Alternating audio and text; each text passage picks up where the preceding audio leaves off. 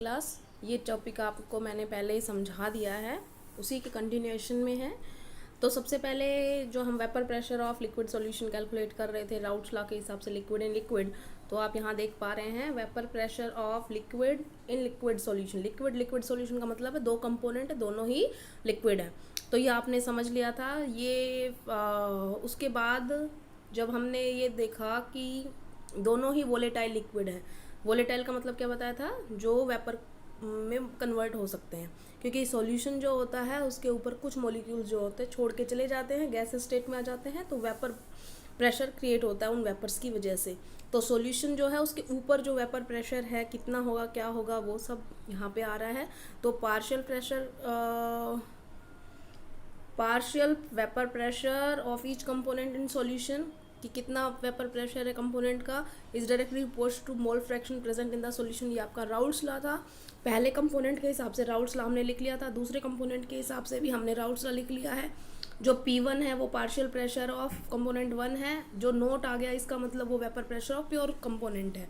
ठीक है, उसके बाद हमने कर लिया था, दोनों को जोड़ दिया था Dalton's law of partial pressure के हिसाब से, P total is equal to P1 plus में P2। मैं दोबारा इसलिए करवा रही हूँ कि थोड़ा सा वीडियो में कट गया था। तो अब आपको आराम से पता चल जाएगा। जो P टोटल है वो P टोटल आपको यहाँ पर दिखाई दे रहा होगा। हमने क्या किया था, हमने पहले कंपोनेंट का और दूसरे कंपोनेंट दोनों कंपोनेंट को जोड़ दिया है, और फिर हमने इसकी वैल्यू हमने पुट कर दी है, क्योंकि दोनों का मोल फ्रैक्शन है, दो ही है कंपोनेंट, तो x1 plus x2 is equal to 1। तो x1 की वैल्यू आ गई 1 माइनस x2। ठीक है, तो ये 1 माइनस x2 हमने इसमें पुट कर दी और यहाँ तक हमने निकाल लिया था। ठीक है ना, हम इससे आगे थोड़ा सा पढ़ेंगे। क्या पढ़ेंगे कि हमने इनसे क्या कंक्लूजन निकाला है। तो क्या कंक्लूजन निकाला है, ये जो इक्वेशन आई है इससे हमने क्या कंक्लूजन निकाला है, अगर आप ध्यान से देखेंगे तो, कि total vapour pressure over the solution can be related to the mole fraction of any one component. क्योंकि अगर आपको यहाँ पे इक्वेशन दे रखी हो तो इस फ्रैक्शन के अंदर सिर्फ एक कंपोनेंट का मोल फ्रैक्शन है, इसका मतलब टोटल वेपर प्रेशर सॉल्यूशन का किसी एक कंपोनेंट पे भी रिलेटेड हो सकता है।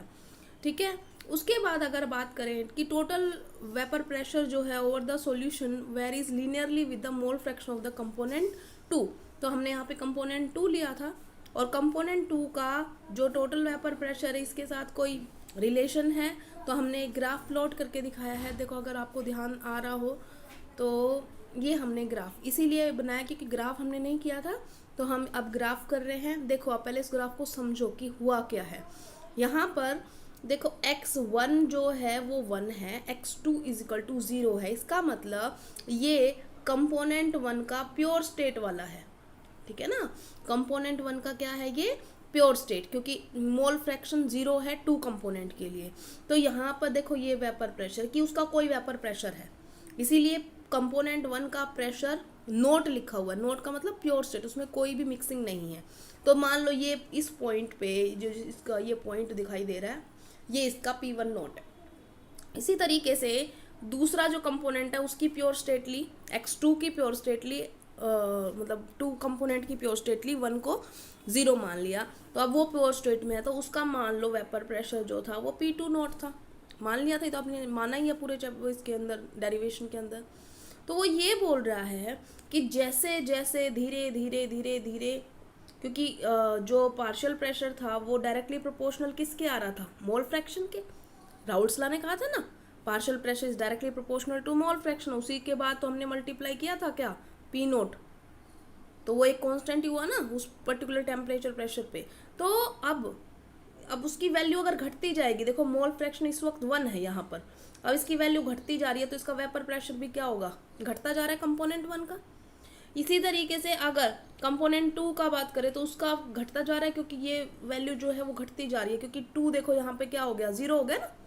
इस साइड 2 क्या है, 0, इस साइड क्या है 1। तो मोल फ्रैक्शन जैसे जैसे घटता जाएगा वैसे वैसे क्या होता जाएगा, वेपर प्रेशर उसका घटता जाएगा। इतनी बात समझ में आ गई, दोबारा क्लियर कर लेते हैं।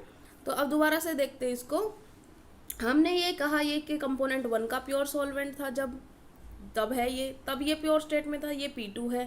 तो अब जो आया है, जो हमने किया है, जो P टोटल निकाला है, वो P टोटल क्या है, वो P टोटल बेटा ये वाली लाइन है जो ये दिखाई दे रही है। ठीक है ना, कौन सी वाली, दिस वन,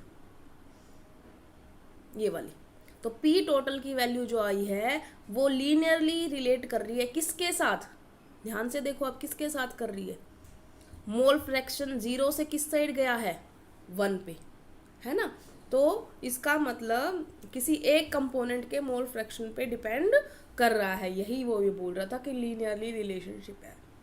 ये देखो यहाँ बोला इसने, ये इक्वेशन थी, यहाँ पे सिर्फ x2 है, इसका मतलब ये लीनियर रिलेशनशिप दिखा रहा है किसके साथ, प्रेशर टोटल जो है उसके साथ। तो यही वाला था, total vapour pressure over the solution varies linearly with the mole fraction of the component 2। ये आपको समझ में आ गया अब इस ग्राफ से।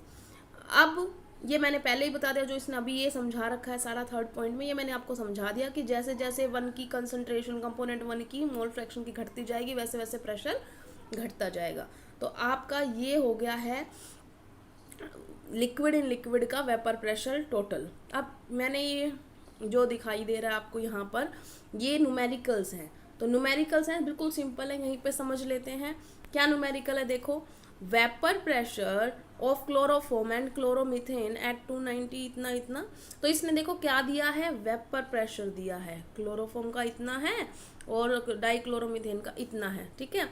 Calculate the vapour pressure of the solution prepared by mixing, इतना और इतना ग्राम लिया, तो बताओ कि मोल फ्रैक्शन कितना और टोटल वेपर प्रेशर कितना है। तो क्वेश्चन देख के सबसे पहले जो आप अपनी घबराहट है ना, इसको बंद कर दिया करो, घबराया मत करो, सोचो उसने पूछा क्या है।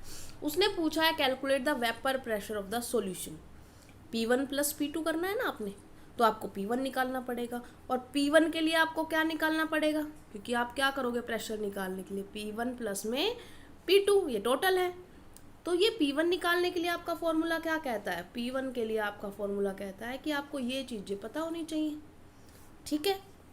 अब जो ये चीज़ों में से उसने क्या चीज़ दे रखी है वो देखो, क्या दे रखी है उसने, जो ये 200 mm ऑफ Hg दिख रहा है आपको कंपोनेंट 1 का, ये आपका क्या है, ये कंपोनेंट 1 या CHCl3 जो भी आप लिखो, ये आपका कितना है 200, और P2 नोट भी दे रखा है कितना 415 mm। इतनी बातें समझ में आ गई। अब सॉरी, तो अब क्या करना है, हमने मोल फ्रैक्शन निकालना है, क्योंकि देखो आपके पास क्या है, आपके पास P1 नोट है, P2 नोट है, अभी आपको बताया था ये P1 नोट है, ये P2 नोट है, आपके पास है। बट प्रेशर निकालने के लिए आपको, कंपोनेंट का पार्शियल प्रेशर निकालने के लिए आपको मोल फ्रैक्शन की ज़रूरत पड़ेगी। और मोल फ्रैक्शन आप कैसे निकालोगे, जब आपको दोनों के नंबर ऑफ मोल्स पता होंगे। तो आपको प्रोवाइड क्या किया गया है, 25.5 ग्राम CHCl3, तो आप आराम से मोल नहीं निकाल सकते CHCl3 के, तो वही निकाल रहे हैं हम। तो देखो ये क्या क्या, CH2Cl2 कितना था 40, बटे में इसका वजन कितना होगा, देखो कार्बन का कितना होता है 12, 2 हाइड्रोजन, क्लोरीन 35.5 होता है, तो 2 कर दिया, तो ये कितना आ गया, 2 और 2 4 और 1 5, 7 और 1 8, 85 से डिवाइड कर दो उसको, है ना, उतने से ही डिवाइड, निकल गया ना मोल्स। ऐसे ही हम क्लोरोफॉर्म का मोल्स निकाल लेंगे, और ऐसे ही हम फिर जब मोल्स निकाल लेंगे तो मोल फ्रैक्शन भी आराम से निकाल सकते हो। मोल फ्रैक्शन क्या होता है, मान लो हम इसका मोल फ्रैक्शन निकाल रहे हैं CH2Cl2 का, तो इसके मोल्स बटे में क्या किया हमने, इसके और इसका का जमा कर दो, तो 0.47 और 0.213, दो ही कंपोनेंट है, दोनों के मोल्स जोड़ दो आप, 0.683, यही तो है, दिख गया। तो आपने क्या किया है, 0.47 मोल लिए हैं, उनको डिवाइड कर दिया टोटल मोल से, तो ये आपका क्या आ गया, मोल फ्रैक्शन ऑफ CH2Cl2। और दूसरा आपने डायरेक्ट उसमें से क्या कर दिया, माइनस कर दिया, क्योंकि दोनों का जोड़ क्या होगा 1 होगा, तो 1 माइनस ये आपका आ गया CHCl3 का। अब आपकी इक्वेशन यूज़ कर लो, P टोटल क्या था, P1 प्लस में P2, या तो आप डायरेक्ट वैसे कर लो, नहीं तो ये लास्ट इक्वेशन थी उसको भी यूज़ कर सकते हो आप। तो लास्ट इक्वेशन की सारी वैल्यू पता है आपको, P1 पता है 200 था, P2 पता है 415, P1 है 200, और ये लास्ट में x2 था, ये x2 भी आपको पता है कितना 0.688। तो आपका टोटल प्रेशर जो है वो निकल गया। क्वेश्चन समझ में आ गया। उसके बाद उसने जो पूछा था वो निकाल देते हैं।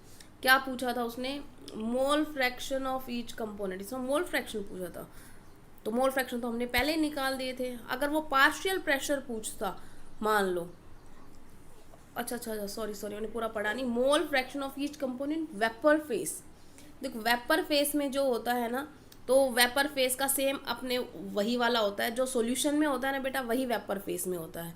तो आपने सिंपल क्या करना है, आपको प्रेशर का फॉर्मूला पता है, क्या होता है प्रेशर का फॉर्मूला, ये रहा, मोल फ्रैक्शन ये आ गया मोल फ्रैक्शन CH2Cl2 का, इनटू में कितना था वो, ठीक है, तो ये कितना था 415 था, तो ये आपका आ गया वेपर फेस में। और ये जो आ गया आपका CHCl3 का, उसका देखो मोल फ्रैक्शन कितना था CHCl3 का 0.312 इंटू में 200, तो ये, तो आपने ये प्रेशर निकाल दिया है, ठीक है। तो ये बस इतना कैलकुलेशन था और कुछ था ही नहीं इसके अंदर। तो ये आपका क्वेश्चन फर्स्ट हो गया, सेकंड है ही नहीं इसमें कोई क्वेश्चन। तो अब अगला जो आएगा वो है Raoult's law as a special case of Henry's law. देखो अगर हेनरीज लॉ अगर आपको पता हो तो राउल्ट्स लॉ के हिसाब से क्या कह रहे हैं हम, ये कह रहे हैं ना कि प्रेशर किस पे डिपेंड कर रहा है, मोल फ्रैक्शन पे। और हेनरीज लॉ भी तो यही कह रहा था कि जितना ज़्यादा मोल फ्रैक्शन होगा उतना ज़्यादा प्रेशर होगा। ये चीज़ें देखो ना आप, अगर मैं इसको डायरेक्टली प्रोपोर्शनल में लगा दूं तो P is directly proportional to mole fraction ही तो था हेनरीज लॉ के हिसाब से। और यहाँ पे भी देखो P1 नोट की वैल्यू तो फिक्स है ना उस टेम्परेचर पे, तो इसका मतलब अगर P1 नोट को भूल जाओ तो सेम नहीं है। तो ये एक स्पेशल केस है हेनरीज लॉ का, तो दोनों सेम ही है।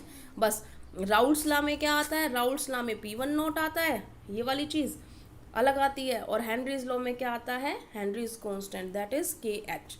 बाकी प्रेशर और मोल फ्रैक्शन का रिलेशनशिप दोनों एक जैसा ही बयां करते हैं, ठीक है। ये आपका हो गया इतना। अगली बार अगली टॉपिक में हम पढ़ेंगे वो होगा vapour pressure of solution of solid in liquid. अब सॉलिड इन लिक्विड के लिए वही है नॉन वोलेटाइल सॉल्यूट वाला, तो ये बहुत इंपॉर्टेंट है, इसको आराम से पढ़ेंगे हम नोटबुक से समझ के। Thank you class.